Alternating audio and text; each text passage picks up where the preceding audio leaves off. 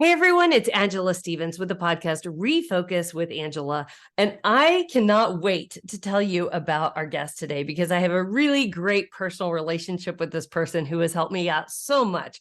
But today we have a gentleman named Allen Waldo, and he is working at the Missouri Procurement Technical Assistance Center, which is APEX, but he's a PTAC coordinator, and we'll explain that more and more and more. But he's so interesting because he's got a great background. He has a master's certificate in government contracting from the George Washington University. He holds a certified procurement professional certificate. More and more and more. I could keep going on and on and on about him. But more importantly, we found out that he was actually a CEO and a COO at several hospitals before he did this role. So I cannot wait to let you know more about him. So Allen, thank you so much for joining us today. Well, thank you so much for really joining you. I've thoroughly enjoyed the discussions we've had in the past and look forward to this discussion right now. Awesome. Awesome. So let me give our audience a little bit of a brief bio on how we met. As many of you know, our company is a woman-owned certified diversity company, and I attend a lot of webinars, and I'm a research hound. I love to go and love about research. And I went to this webinar that was about a PTAC, and I didn't understand what that is. And it was procurement technical contracting, right? Something, is that right? PTAC, what does it stand Procurement for? Technical Assist. That's a Procurement Technical Assistance Centers. There you go. So There the you go. old acronym of PTAC. Yep. There you go. And so I actually had somebody in Columbia, Missouri that referred me to Allen, and Allen has been such a great resource, number one, to our company. He's been a great friend to us and followed us on our journey of our company. And most recently, he helped us to get certified in doing all of the paperwork to be certified with ACDBE, which is the concessions area through the airport gift shop. So I'm indebted to him. I think he's so awesome. So we're going to learn more about him today. But so Allen, let's just jump right in. So a couple of things. This podcast is a lot about focusing.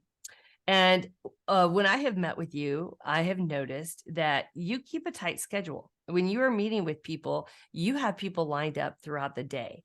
And correct me if I'm wrong, but sometimes, we're not always focused when we start our day, and we're kind of like, we're just kind of not there. So more importantly, I'd love to know, on a day-to-day basis, how do you come in and have game on and are focused for that day?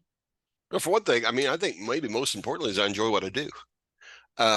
If I didn't enjoy what I'm doing, I probably would not have the focus I try to have with my clients. I've got a lot of people I work with. So I've got about 430 some odd active clients across like 21 or 22 counties in Southwest Missouri. And some of them are more need more attention than others at certain times. So I can't say that I've got 400 people calling me on a daily basis to talk to me. But what I try to do is I try to look at the emergency, what I call emails I'm getting. So if I've got a client that's running into an issue with having to get a solicitation done, and they've got a deadline of a day or two away, or I've got a client who's, well, we say one of their SAM registration, which is what you have to have registered with the federal government, is getting ready to expire.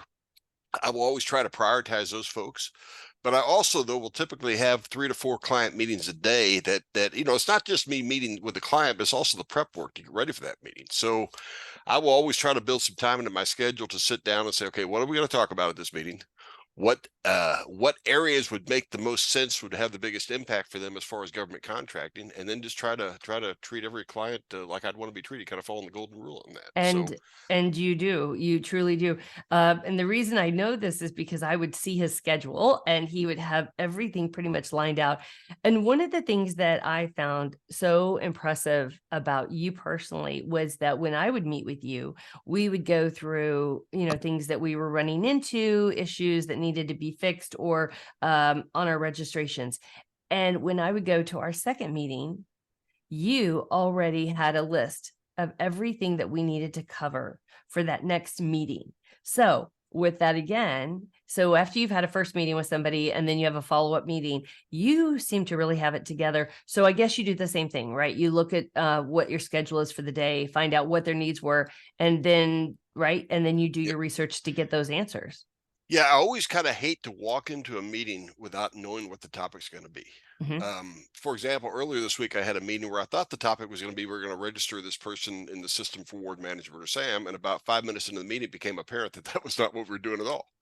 So at that point, I kind of had to swing the other direction. We started working on what they call the DB or the disadvantaged business enterprise. Had a conversation about that. So, all plans. I mean, you can plan all you want to, but I Hmm. always kind of come down to whatever the client's emergency is at that moment Hmm. is what our meeting's actually going to be about. But if we're Hmm. coming in just kind of an update meeting, then I usually like to have at least some goals in place saying, here's where we're at, here's where I think we should be, and here are the steps we have to take in order for us to get it there. So, I love that. And I don't think a lot of people do that. I think they try to do that, but I think you really have that mastered.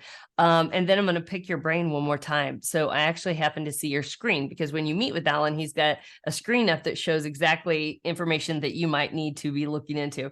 And I noticed that all of your files in your Outlook database, they were all organized. So that is one thing that when we hear from our listeners, they want to know how people focus. We get two questions. One is, how do other CEOs and people manage their email when they get so many? Number one. And then number two, how do they organize it? Because it can be overwhelming. And as you know, when you own a business or own a small business, you're getting things thrown at you left and right that maybe you are not good at. So by alleviating the stress of those two things, I think it'd be very helpful. So give us your tips on both of those. So the first is email and the second is file organization. well, so emails, and I'm not probably as good at this as you think I am, Angie. Mhm. But with emails, I always try to do my best to answer the email completely the first time I see it. Now, if I've got to kind of rumble around in my head and think about how the best way to respond, I mean, may take me a couple days to get back to somebody. Mhm. But if I am on my A game, Mhm. I will try to respond to that email as quickly as possible, and then try to provide that client with some information. Now, as far as the other organization on it goes, if you are a business and you do not have what I'd call a good customer relationship management type software package, I would recommend at least researching that. Mhm. I, you know, I wish I could say that I could remember every conversation you and I've had over the last couple of months about your business. I can't. I mean, I've got so much stuff kind of going around different directions, Yeah. but if you've got a good customer relationship management software program and you are taking the time to document it the way you are, Yeah. or the way you should, Yeah. then my thought would be is that's going to be probably your best friend, because when you get Yeah. ready to meet with that client, you can say, hey, at the last meeting we talked about A, B, and C, and here are the emails that we exchanged during that time period off, because I can count those as counseling sessions too, the emails. Mhm. So Angela, if you send me an email and asking me questions about the ACDB and I've got to do a little bit of research and I respond back to you, it could be just be maybe 5 sentences coming back to you, Mhm. but I might have had 15 to 20 minutes worth of research in those 5 sentences I've sent you back. That counts as a counseling session. It also allows me to keep track of kind of where we're at in our relationship as far as how we're trying to build your business. Awesome. So I recommend a real good customer relationship management software sometime. Awesome. Another question that we get is we'll put it out there and we'll say, do you have any questions for our guests coming up? And many of them say, what is their favorite app and what is their favorite project management software package or item? So do you have any favorites that you can share with us? App wise, I'm gonna call the plead the fifth and say I'm turning 60 next month, and my favorite apps are probably games on my phone. But Oh client my software management goodness. is That's hilarious. Facebook. I don't know. Yeah. Yeah. Yeah. my Yahoo Sports app, so I can kind of keep track of my Cardinals. But as far as our relationship management software, with me being a University of Missouri employee and through the Apex, which since we are a statewide network, we actually have a package that's called Neosera. Okay. Which is not available for general public. I mean, it's basically for small business development centers like the SBDCs. Our TAC program, which is the Trade Adjustment Assistance Centers, uses that. We as Missouri Apex use that. So it's kind of a proprietary software that's just mainly for key tax or Apexes, SBDCs, and TAC programs. So, Mhm. I guess I'd have to say that's my favorite because it's really the only one I've ever used. I love it. I But love it. and it's Um, fairly user friendly. If you're going to buy one, I mean, I would look for one that allows you to have a lot of drop downs on it. yeah. So you're not having. I mean, I spend a lot of time typing in those, but I've also got a lot of drop downs. So, for example, if you and I are sharing an email, Mhm. I can actually click that, hey, this is an online meeting, or I can click that it's actually a Zoom meeting or a video meeting. I can present that it's actually a face-to-face meeting. Right. I've got a good subject line then too. So why don't we say we're working on your system for reward management? I could put down SAM registration and other topics, and then go down below and say, Angela and I met and we covered this myriad of topics. Number one, we worked on her SAM registration, blah, blah, blah. Number two, we talked about her WSB, blah. I mean, go into those details. Yeah. And I'm kind of, for my background in healthcare, I am not clinical, never been Mhm. clinical, don't want to be clinical. Blood kind of grosses me out. But but the general theory that we always had in healthcare, especially when it came to healthcare records, is that if you did not write it down, you did not do it. Right.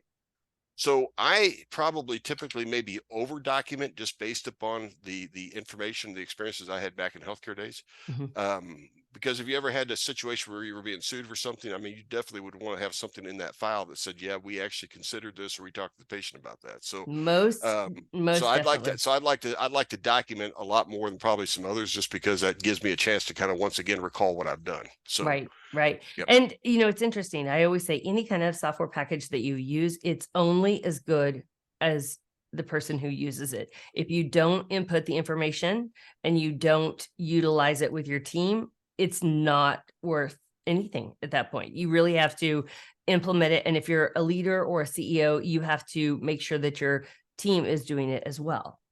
Well, and a couple other points on that too is it's usually good to try to document. I try to document fairly quick after the meeting. In fact, if Mhm, I get an opportunity, I try to make sure I have everything documented before I leave that day. mhm. Um, put them off for a day or two, then obviously your memory starts getting a little bit fuzzy about what all exactly you did meet about. So obviously having some handwritten notes is not a bad thing either. Yeah. But the other thing too, if you get a client management system, if you've got one where you can attach documents to it. So for example, if I were looking in your file today, I'd probably have your Missouri Secretary of State filing in there. I probably got maybe a SAM recap or something that's in there. I mean, Mhm. so there are pieces of information that's always nice for me to be able to refer back to later, just to get a recap of something we talked about. That's right. Sometimes I've even been known if I've got handwritten notes, and my handwriting is awful. I mean, that's sometimes I look at that, I can't read it myself. But when I first started working there, I a lot of times would take handwritten notes, and I would actually then sometimes scan the handwritten notes in also. Yeah. Yeah. But I've And gotten, like I said, a lot better though at actually getting all the information into the client software system at this point. yeah, definitely. You work, first of all, I want to explain to our audience, who are the people that come to you for help? Are they business owners? Are they, I mean, who is the person that Yes. walks into your office, except for me, right? I mean, give us an example, because the reason I say that is I think what you do is so important, but I don't think people know the resources that are available to them as business owners. So the first thing about Apex is, I mean, we're not just a Missouri thing. Obviously, we got the Missouri Apex. So if you're a business in Missouri and you're saying, "Hey, I have an interest in working with Apex," I'm going to encourage you. And I've got my email address on my little background there, but I'm going to encourage you to reach out to me, and I'd be more than happy. If you're not in my area, I'd be more than happy to refer you to one of my other expert colleagues across the state. But all 50 states have an Apex Accelerator. Some of them, like New York, has 3 or 4 Apex accelerators. They're also an Apex accelerator in Guam, one in Puerto Rico, one in the Virgin Islands, and then one in DC. So if you're a government contractor and you're saying, or you want to become a government contractor and you're sitting there saying, hey, I'd like to be able to have access to this resource too, um, go ahead and reach out to me, because I have zero problem making an introduction to another Apex accelerator for you. Mhm. Because I think it's so important to be connected. And the nice thing about working with us, and it doesn't matter if you're working with the Missouri Apex Accelerator, you're working with the Oklahoma Apex, or you're working with the Kansas Apex, or one of the Apexes in California, um, our services are at no cost. Right. We are funded by the Department of Defense, so about 65% of our funding comes from the Department of Defense. And then like I said, I happen to be a University of Missouri employee, so that is a one consistent thing across the networks, is that you have to pay for our services. So as Yeah, far I as who I love work that. with, I mean, it's literally, I mean, I prefer to work with folks that are established in business and have a product or service to sell. Now, with me saying that though, I've got, of my 400 some odd clients, about 40 or 50 of them are what I'd call camp hosts or camp attendants. So if you've ever gone to an Army Corps of Engineer lake and you've launched a boat or gone camping, and you've got the nice, friendly people sitting in the booth that are greeting you to the campground or collecting your money, those are usually government contractors. And I have Okay. seemed to have developed a market niche, almost like a cottage industry, helping out these folks from across mainly Missouri. I've got a couple that are outside of Missouri, but mainly Missouri. These folks that want to become camp hosts and work at an Army Corps campsite for 6 months Yeah, a year. of course. I've Yeah. also got a company that's a large cybersecurity firm. I've got a large battery producer that produces batteries for NASA and the Department of Defense. I've got some construction folks that move like large amounts of dirt for dams for dam projects up around the Mississippi River, Missouri River. Interesting. Um, yeah, I mean, it's I don't have what I'd call just one client. In fact, I kind of look at it as being it's kind of neat to me because if I were just working all day with engineering firms, Right. I'd probably get bored. Hmm. But you know, if you look at the number of industries that I work with, the number of different types of companies, I probably got 50 different types of companies out there that I work with on a consistent basis. Maybe more than that, probably 70 or 75 different companies I work with on a daily basis. And you know, truthfully, with very rare exceptions, you've seen one client, Hmm. everybody's coming at a different level that they're working. I mean, as far as where they're at, ready to contract. Now, the other nice thing too is if I have a client walks in my office that truthfully is just not ready to government contract. I mean, I always hate the meetings when somebody walks in and says, and I said, what do you want to do? Well, I want to sell to the government. Well, that's great. What do you want to sell? Well, I don't know. What do they buy? Well, they buy just about everything. So what are you interested in? I don't know. I want to sell whatever they buy a lot of. Yeah. Yeah. I'm sorry, I Yeah. can't really help that person a whole lot. However, though, the way I can help them though is that we've got a great sister organization in what they call the Small Business Development Center, so Hmm. SBDCs, and those are also all over the nation. So if I have somebody that's in Southwest Missouri that is wanting to that's just pretty much brand new in business. They're trying to get a business plan together. They're trying to figure out how to procure financing and maybe looking at be able to write some policies and procedures. They may be looking for a marketing plan. I can't really work with those folks a whole lot, at least in those areas. But what I can do is I can make a referral and with my territory right now, I've got some wonderful folks at the Missouri State University SBDC and the Missouri Southern State University SBDC, and also some of my territory reaches up to the Missouri S&T, so they're also a great group to work with. So we've got a great resource pretty much all across the state with the SBDCs also. So That's amazing. And a lot of people, again, just do not know that these resources are available. So that's why I was so excited to have you on here. oh, by the way, did I say that the SBDC is free too?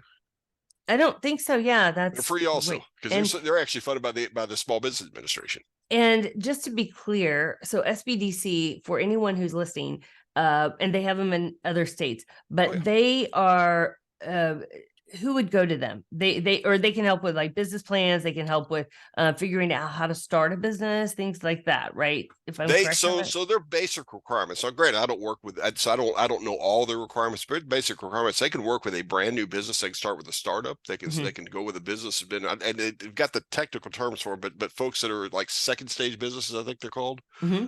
all the way up to advanced business. I mean, the requirements is a business has got to be for profit. Mm-hmm. Business has got to be considered to be small according to the NAICS codes, the North American Industry Classification System codes. Right. But they can be just about at any level. And the other nice thing about the SBDCs, where the apexes are, we only have about 10 counselors across the state.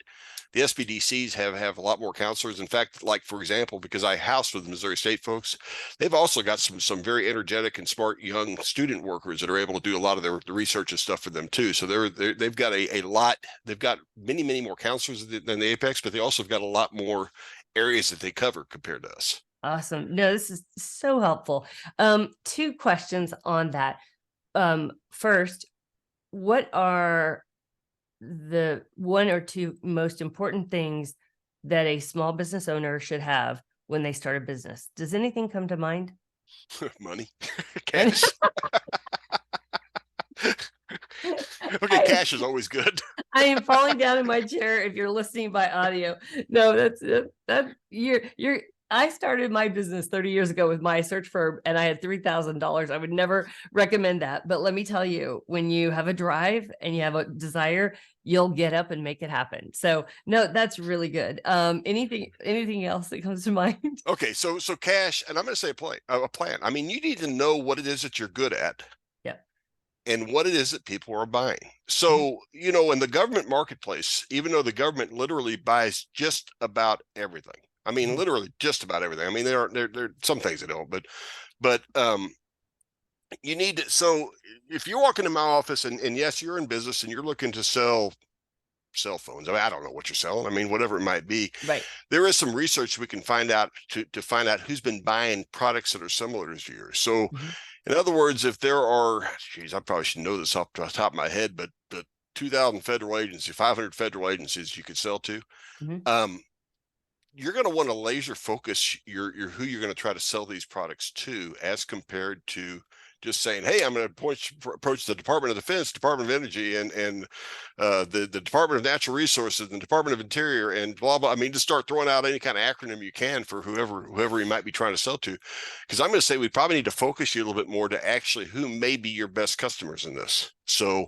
that's some of the research we can help you do, or just train you also how to do some of that research yourself. Love it. Second question: what are some of the biggest mistakes that you see small business owners that happen that maybe other business owners can avoid? I think it's so important because sometimes it can be very lonely when you're doing it on your own and you don't ask for support. So what are some mistakes that you have seen that, if they had known before, maybe they wouldn't have done that? Does anything come to mind? Well, I mean, choose your partners wisely might be one of them. Do not forget to use some of the free resources that are out there. So for example, and I'm going to say Apex here. A big mistake, and this is specifically focused on my territory. Someone may say, "Hey, I need to get registered to do business with the federal government." And you go onto the federal government, where you go onto Yahoo or Google search and you type in SAM registration.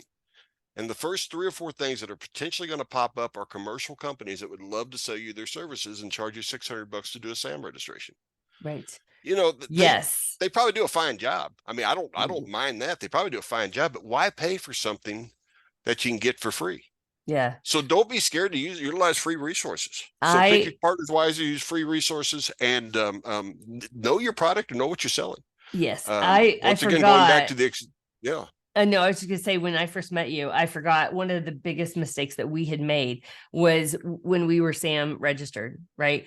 We got tons of calls and tons of emails saying, we can get you out to this many people and we can do this new monthly newsletter. We get you out in front of these people. And we took the bait because we knew we needed the help. And that was before I knew you were there, Alan. And it cost us like $2,000 and they didn't do it. And it was pretty much a scam because they didn't provide it. So I would echo what you're saying, and to be careful and be wise and do the research and find out, are they good? Check the references and use these free resources. And we will list these resources available on our website for this, because I think that's why I wanted to have Alan here. I think he's just amazing. And I think it's so important what he brings to the table. And just to say, and to echo what you said, for me personally, the 2 biggest things I think you need when you start a business is a great CPA and a great attorney.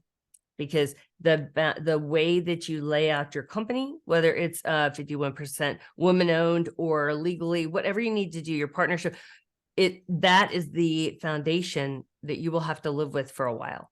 Yep. Yeah. So awesome. Another side note too. I mean, because you kind of started going down this path. If you ever have somebody guaranteeing you that they can get you government contracts, they are lying through their teeth. There's no guarantees ever for a government contract. No, we'll get you in front of 500 buyers and we're going to guarantee sales within the first 6 months. That's not going to happen. Nobody can guarantee that. That's right. That's right. So don't look at these guarantees these folks are throwing out there, because it doesn't exist. It should not. I mean, it does not exist. There are no guarantees in government contracting. Right. I am so glad that we're talking, because again, learn from other people, learn from my mistakes, listen to this and go find out about those resources. And again, we'll put the links on our website. So Alan, I could talk to you all day, but I'm so enamored just by your drive and your organization. And as a matter of fact, you actually used to be a CEO of a hospital. And so we're going to have Alan on our other podcast, which is Refocus Careers. And we're going to find out more about his background. So make sure to check that out. But Alan, we have one last question that we like to ask everyone on this podcast. And that is, we're all human. And sometimes we have our off days and we just don't have game on. So for you, when you get in your car and you're going to that meeting and you just got to have game on, but you're not there. What is the song or the artist or the genre that you listen to that gives you game on? Okay, so there's a couple different songs that probably I can turn to, and some of it depends on where I'm at, maybe emotionally that day. Mhm, If I'm feeling disconnected, Christian wise, mhm, then something like "I'll Praise You in the Storm" by Casting Crowns, mhm, or maybe something by Chris Tomlin. mhm, It might be what I need. But if I'm in mhm. a kind of a fired up mood, um, it's kind of a strange swing from one to the other. But maybe Panama by Van Halen, or maybe Working Man by Rush. So Love it. I tell you what, I think we're about the same age, because those songs are coming back to me. So this is so perfect. Well, listen, again, I could talk to you all day. You've given us such great information, and we will put information about this on how you can reach Alan or he can connect you with other people. But do not be afraid to reach out, because there's a saying, right, that it says it's lonely at the top. And sometimes when you start a business, it's hard to know everything.